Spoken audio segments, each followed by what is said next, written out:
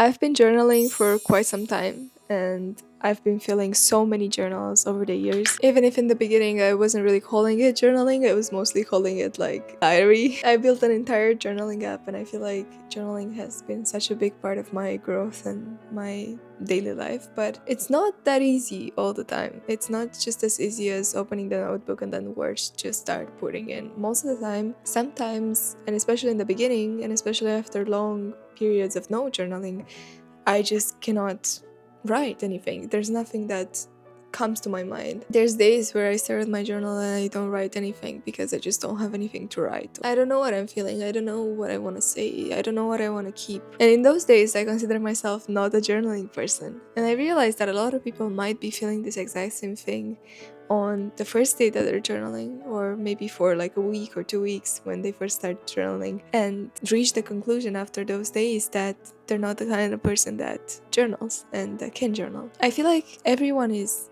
a journaling person, and even if you have a long time of no journaling at all, if you stopped, if you've never done it in the first place, you are still a journaling person because you still have thoughts, and you probably have had the wrong entry point or returning point to your journaling when you come to this conclusion. So here are 5 ways to start journaling, even if your brain gives you literally nothing when you first open the page. So before I give the prompt, I want to tell you why this happens in the first place, because it's not a you problem, it's your brain problem. There's a psychologist named James Pennebaker from the University of Texas, and he studied a lot of expressive writing, especially in the 80s. And his research has been replicated a lot in basically all areas across completely different groups of people. And what he found is that no matter the person, whenever they write 15 to 20 minutes about what they're experiencing, over just a few days, they show so much more improvement in stress, in mood, and even in the immune system function. And his explanation of why is kind of interesting, so I kind of want to share it with you. He says that we carry unexpressed thoughts and emotions every day, and the effort of suppressing those emotions and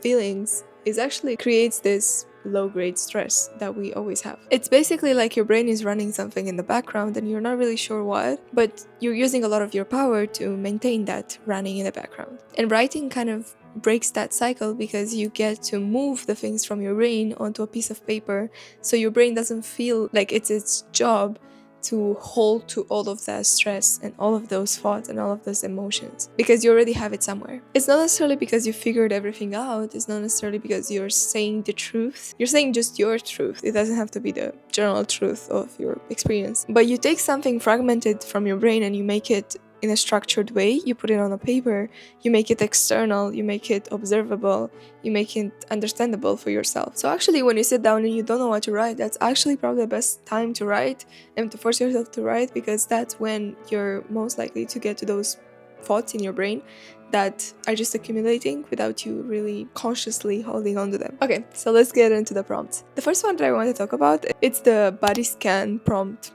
entry. So basically, whenever you don't know what's happening in your head, you start looking at your body. Sometimes you can just write, oh, my hands are cold, my shoulders are, I don't know, stiff, my jaw is clenched or maybe soft, and you just do like an entire body scan, and this can be just the entry. It doesn't have to be more than this, because the moment that you observe these things, you're instantly more present. But your body actually holds a lot of the information that your brain hasn't processed yet, and there's actual research on this. It's called embodied cognition. Your body registers the stress or the happiness, grief, anxiety before your brain has put words onto it and gave you thoughts about it. So when I write my jaw is clenched, I will ask myself, why is my jaw clenched? And I don't really have to have an answer for that. But sometimes I would be silently talking about an email that I've been putting off and that I keep thinking about, or a conversation that I've been avoiding and that I really want to have. And I think the body can be the prompt in many ways, because the body stores so much in itself that it can be such a good way for you to understand yourself and understand what's happening to your body and mind unconsciously. The second method that I want to talk about is the I notice prompt. This I think I stole from a creative writing exercise that I had in like some writing class. You just start every sentence with I notice, and you write whatever comes next. So I notice I'm tired today. I notice I keep checking my phone. I notice I'm feeling guilty for not calling my boyfriend or my mom or my family. I notice the light in my room is beautiful. I notice that I somehow said set the room to be half lit and then half darkness, which I think is quite cool for the contrast in the video. And I think it works because it removes the pressure to go very deep, and a lot of pressures when it comes to journaling is going a lot into depth and learning a lot about yourself, but it doesn't have to be like that. If you're doing it every day, you will learn a lot about yourself without you even really every day going very deep. Just observing things and seeing what you observe and why you observe them is still enough for you to learn things about yourself and be more present and be more happy. You're just observing, you're not necessarily analyzing, and that can remove a lot of the pressure that we have when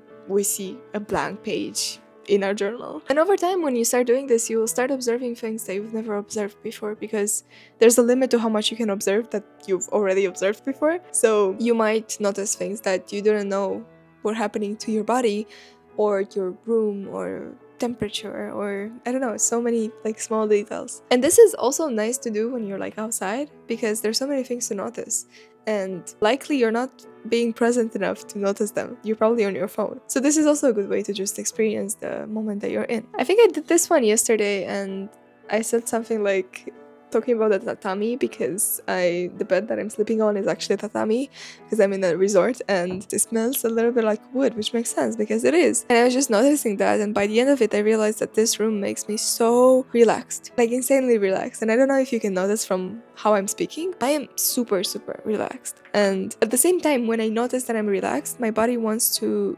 make me not relax. So now I have anxiety in my stomach just because I'm saying that I'm relaxed. And I was writing about that and how my body is trying to counter-attack the relaxation that is coming into my body, and how the context of this room is creating that relaxation in the first place. It's kind of cool. The third method that I want to talk about is the dump list kind of method. So this one is not that fancy. This is quite simple. It's just a list. And when you have bad days or when you don't really feel like journaling, I feel like this is one of the easiest to make, because you just start listing things down and it's not that deep. It's not that complicated, honestly. You just set a theme. You don't have to create a narrative or tell a story about your life or go into some insights. You can write things I'm worried about and make a worry box. And I think that's one of the most helpful things that you can do if you feel like you're very stressed and worried and you have a lot of things in your mind. Things I'm grateful for, things I need to do, things I want for myself but I haven't really said it out loud, things I want to remember. And I know this sounds basic, but it's actually very insightful, because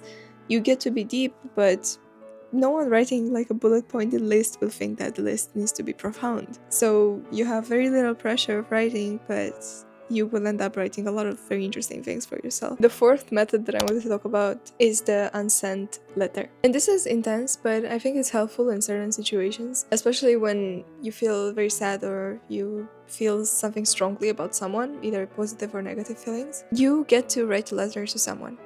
A friend, a family member, a lover, a stranger you met at some point and you kind of want to write to them, but you never actually end up sending that letter. And that's the power of it, because you will end up saying things and writing things that you would never write before, because one, you will have a different context point, so you're not writing for yourself, you're writing for someone else, but also that person will never read it, so you get to write things that you actually feel about that person and you actually feel about the context without thinking, oh, what would they think about this phrasing? And the dear name at the top actually changes how you write, because you will dedicate that letter to the person. And you're not journaling anymore, you're kind of having a conversation. And talking to someone activates a completely different part of your brain, so you will get to write things that you maybe won't write when you're journaling, And the fifth method that I want to talk about is the re-entry method. And I think this works for people who were journaling in the past and then kind of stopped for no reason, or just didn't continue. And this happened to me. I had months in which I wouldn't journal and then come back to it, and journal and then come back to it, and then I don't know, it was hard to get back on track. I think it's harder than starting in the first place, because you're starting again. You know that something didn't work out last time, and I think it's kind of fun. So you just open the notebook and write one sentence or two sentences of I stopped because, and you write your reason, and then I'm here because, and you write the reason why you're here. And this is kind of an announcement to your journal that you're coming back. And that's all the entry that you're gonna have for that one specific day that you're coming back, you're returning. And then the next day you're gonna return as normal, but you already announced to yourself and to your journal that you're gonna start again. So the journal is not a stranger anymore. It's kind of I know it's weird to think about, but stating the reasons why you left and the reasons why you came back is actually a very good starting point for you building motivation to come every day and discipline to come every day,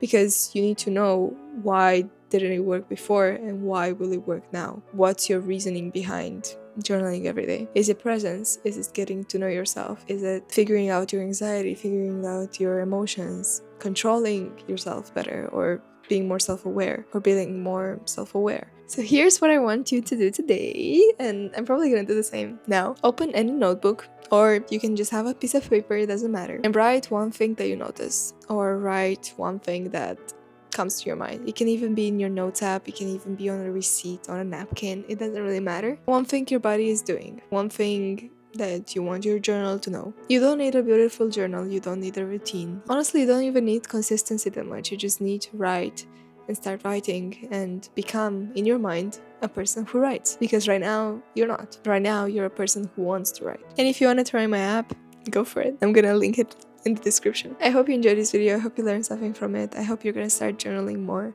And if you enjoyed this video, I'm sure you're gonna like this playlist too. Love you guys, have the best day of your life. Kisses, bye bye!